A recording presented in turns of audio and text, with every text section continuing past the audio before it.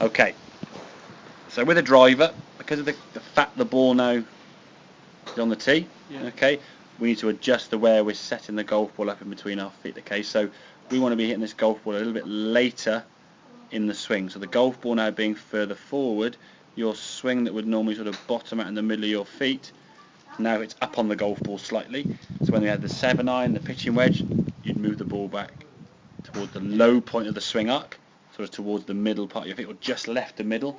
With the driver, the fact the ball's up in the air, we want to be striking it on the way up slightly. So we just move the ball a bit further forward.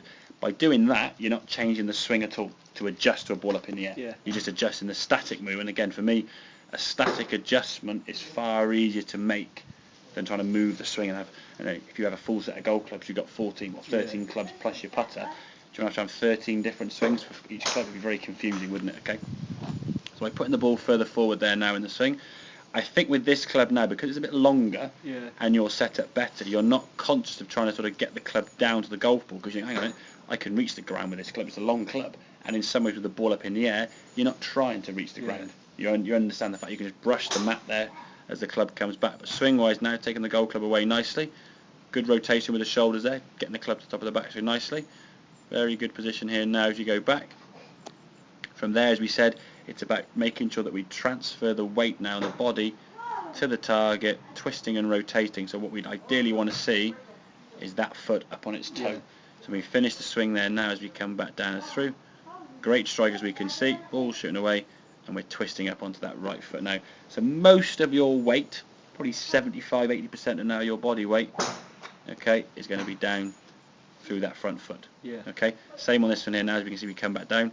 Not so much drop needed because you're not worried about reaching the ground, because you know you can reach the ground.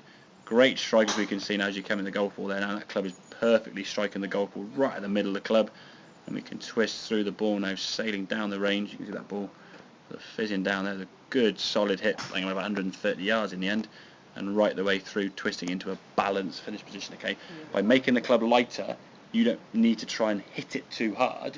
You'll naturally create club head speed because the club's lighter.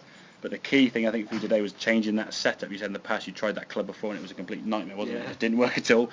We're keeping the swing the same.